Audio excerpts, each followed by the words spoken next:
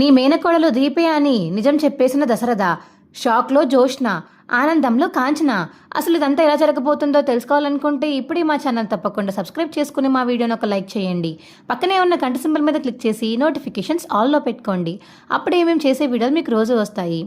ఏంటన్నయ్య అంత ఆనందంగా ఉన్నావు?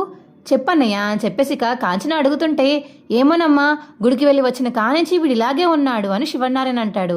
ఏంటన్నయ్య గుళ్ళో ఏమన్నా అయిందా అని కాంచన అడుగుతుంటే, అవునమ్మా, చాలా పెద్ద మ్యాటరే అయింది, కానీ దాని గురించి నీకు తర్వాత చెప్తాను. కానీ నువ్వు ఒకసారి నాకు పాప పుట్టినప్పుడు మాట తీసుకున్నావు కదా, నా కూతుర్ని నీ కొడుక్కిచ్చి పెళ్లి చేయాలని. ఆ కళ ఇప్పటికి నిజమైందా అమ్మా అని దశరథ అంటుంటే, ఏంటన్నయ్య నువ్వు చెప్పేది? అవునమ్మా, నిజంగానే నా కూతురే నీకు కొడుక్కి ఇచ్చి పెళ్లి చేశాను తెలుసా నీకు అని చెప్పేసి దశరథ అంటుంటే, అప్పుడే జోష్న వచ్చి, ఏంటి డాడీ ఏం మాట్లాడుతున్నావు, నీ కూతురు ఏమన్నా దీపానా అని చెప్పేసి గట్టిగా అడుగుతుంది జోష్న. అయితే నువ్వెందుకు వచ్చావు జోష్న? నేను ఎందుకు రాకూడదు డాడీ? నీ ఇష్టం వచ్చినట్టు అందరితో మాట్లాడుతూ కూర్చుని ఇలా నా కూతురు దీపా దీపా అని చెప్పుకుంటూ తిరగడానికా?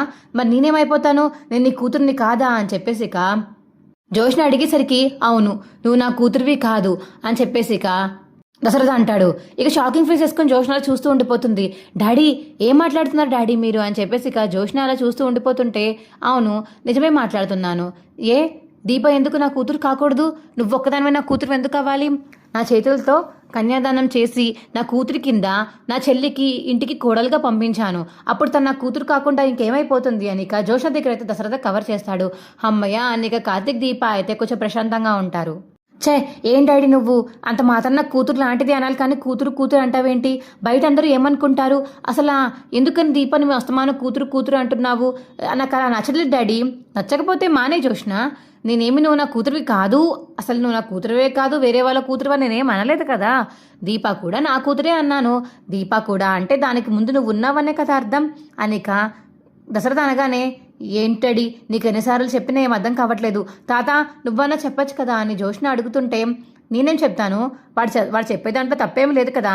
దీప ఎవ్వరూ లేరు, తనకి నాన్న అమ్మ లేరు. ఆ స్థానంలో అమ్మ నాన్న ఉండి కన్యాదానం చేసి ఒక అబ్బాయికి చెప్పారంటే ఇక ఆ అమ్మాయి వాళ్ళ తల్లిదండ్రులు వీళ్ళే అని అర్థం. నేను ఇంక కాదని ఎలా చెప్తాను జోష్న అని చెప్పేసి శివనారాయణ అంటుంటే, మీ అందరూ ఒకటైపోయి నన్ను బాగా ఆడుకుంటున్నారు, నాతోటి ఎవ్వరూ లేరు, కనీసం మమ్మీ కూడా ఇప్పుడు ఒంట్లో బాగా మడ్ మీద ఉంది, నా బాధను ఎవరు అర్థం చేసుకునే వాళ్ళే లేరు ఛే అని చెప్పేసి ఇంకా జోష్న అయితే అక్కడి నుంచి వెళ్ళిపోతుంది. ఏంటన్నయ్య జోష్నకి ఎందుకు అంత కోపం వస్తుంది? అంతేనమ్మా, ఎందుకంటే తన నా సొంత కూతురు కాదు కాబట్టి అని దశరథ అంటుంటే, ఏంటన్నయ్య నువ్వు మాట్లాడేది? అవునమ్మా, నేను చెప్పేది నిజం, నేను పక్కకి తీసుకెళ్తాను పదా అని చెప్పేసి కాంచన అయితే పక్కకి తీసుకువెళ్తాడు దశరథ. అయితే ఏంటి ఇద్దరు పక్కకు వెళ్తున్నారు, ఏమైంది అని శివనారాయణ అడుగుతుంటే, ఏమో ఏదో మాట్లాడుకుంటారేమో తాతయ్య అని చెప్పేసి దీప కార్తీక్ అయితే శివనారాయణ దగ్గరికి వచ్చి నించుంటారు. ఇక చెప్పన్నయ్య ఏంటన్నయ్య అని చెప్పి కాంచన అడుగుతుంటే, అవునమ్మా నిజం, జోష్న నా కూతురు కాదు, దీపయే నా కూతురు అని చెప్పేసి దశరథ చెప్పడంతో, అదేంటన్నయ్య? అవునమ్మా, నాకు నిన్నే తెలిసింది గుళ్ళో, అందుకనే నిన్న గుడి నుంచి వచ్చిన కానించి ఇంత ఆనందంగా ఉన్నాను. జోష్న చేసిన పనులు అసలు ఎందుకు అలా చేసిందో, సొంత కూతురు అయి ఉండి ఇంట్లోంచి ఎందుకు పారిపోదాం అనుకుందో, వాళ్ళమ్మ టాబ్లెట్స్ పడేస్తాను ఎందుకు చంపుదాం అనుకుందో, ఇవన్నీ నాకు అప్పుడు అర్థం కాలేదు. కానీ నా అసలైన కూతురు ఎవరో నాకు తెలిసాక అప్పుడు తెలిసింది నాకు. జోష్న ఇలా అసలు ఎందుకు చేసిందో, బోన్ మ్యారో ట్రాన్స్ప్లాంటేషన్ టెస్టులకి ఎందుకు వెళ్ళనందో నాకు అప్పుడు తెలిసింది అని దశరథ చెప్పడంతో, ఏంటన్నయ్య ఏం మాట్లాడుతున్నావు? చిన్నప్పటి నుంచి పెరిగింది నీ దగ్గరే పెరిగింది, తన నీ కూతురు కాకుండా ఎలా పోతుంది? అవునమ్మా, తను నా కూతురు కాదు. మరి తను నీ కూతురు కానప్పుడు రిపోర్ట్స్ ఎందుకు పాజిటివ్ వచ్చాయి? అదంతా చాలా పెద్ద కథలే, నీకు చెప్తాను, కానీ నువ్వు మాత్రం బయటికి ఎవరికి చెప్పకూడదు. దీప ఎవరో తెలుసా? కుబేరగారి పెంచుకున్న కూతురు కాదు, నా కన్న కూతురు అని దశరథ చెప్పేసరికి, ఏంటన్నయ్య ఏం మాట్లాడుతున్నావు నువ్వు అని చెప్పి ఇక కాంచన అడుగుతుంది. అవునమ్మా, నేను నిజం చెప్తున్నాను, నాకు ఈ నిజం ద్వాసు ద్వారా తెలిసింది. దీపక్ కూడా హాస్పిటల్కి వెళ్ళి టెస్టులు చేయించుకుంటే పాజిటివ్ వచ్చింది. సుమిత్రతో 100% మ్యాచ్ అయ్యింది దీప బ్లడ్ శాంపిల్స్. ఇవన్నీ చూశాక ఇక దీప నా కూతురు కాదని ఎలా నమ్మకలుతాను అనుకున్నావు? Joshna first blood samples negative వచ్చాయి, సెకండ్ది పాజిటివ్ ఎందుకు వచ్చిందా అని చాలా ఆరాధిద్దాం అనుకున్నాను. అప్పుడు అర్థమైంది, దీప కార్తీక్లు మేమందరం బాధపడుతున్నాం, జోష్న నెగిటివ్ వచ్చిందని చెప్పేసి అందరం డిప్రెషన్లోకి వెళ్ళిపోతామని భయపడి వాళ్ళు బ్లడ్ టెస్టులు వచ్చి పాజిటివ్ వచ్చేలా చేయించి ఇక జోష్న పేరు మీద చేయించేలా చేశారదంతా. కానీ అసలుకైన రూపం ఆ రిపోర్ట్స్కి ఇంకో ముఖం ఉంది, అదెవరో కాదు దీపాని. దీప బ్లడ్ శాంపిల్స్ పాజిటివ్ రావడంతో ఇక జోష్న శాంపిల్స్ అని చెప్పి డాక్టర్తో మాట్లాడి ఇలా చేశారు వీళ్ళు అని దశరథ చెప్పడంతో, అన్నయ్య ఏంటన్నయ్య అసలు నువ్వు చెప్పేది? ఇంత నాటకాలు ఆడారా వీళ్ళు? కానీ దీప నా మేనకోడలన్నమాట. అంటే నా మేనకోడలే నాకు కోడలయ్యిందన్నమాట. చాలా సంతోషంగా ఉందన్నయ్య. అంటే నువ్వు ఇచ్చిన మాట తప్పలేదన్నమాట.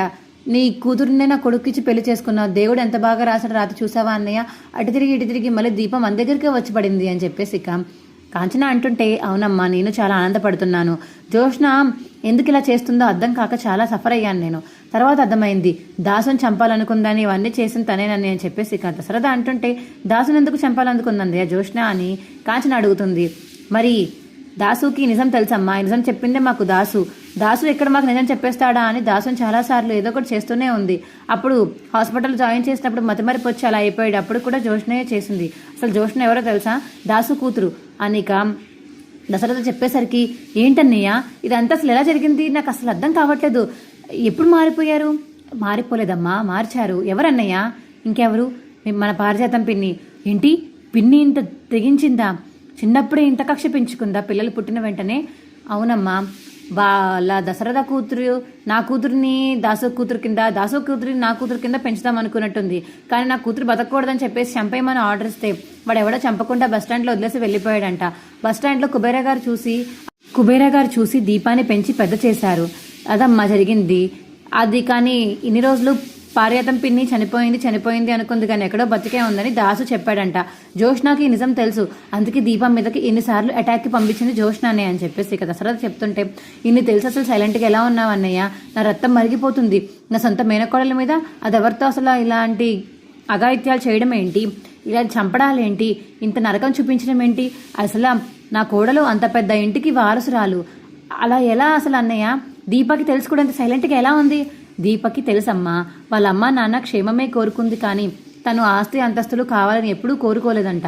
కార్తిక్ గారు నాతో చెప్పాడు అనిక దశరథ చెప్తుంటే, దీప చాలా మంచిదన్నయ్య. అందుకనే ఇన్ని సంవత్సరాల నుంచి మీరు అమ్మా నాన్న అని తెలియక అలా ఉంది, కానీ తెలిసిన తర్వాత నుంచి మిమ్మల్ని చూడాలని కడుపుతో ఉన్నా సరే వస్తుందంటే మీ ఇంటికి పనిచేయడానికి నేను ఏంటో అనుకుని తను తిట్టాను, కానీ నాకు ఇప్పుడు అర్థమైందన్నయ్య అని కాంచన అంటుంది. మా వీడియో మీకు ఎలా అనిపించిందో కింద కామెంట్ సెక్షన్లో తెలియచేయండి. మా వీడియో కనుక నచ్చితే మా వీడియోని లైక్ చేసి తప్పకుండా మా ఛానల్ సబ్స్క్రైబ్ చేసుకోండి. పక్కనే ఉన్న గంట సింబల్ మీద క్లిక్ చేసి నోటిఫికేషన్స్ ఆల్లో పెట్టుకోండి. అప్పుడే మేము చేసే వీడియోలు మీకు రోజు వస్తాయి. Bye friends.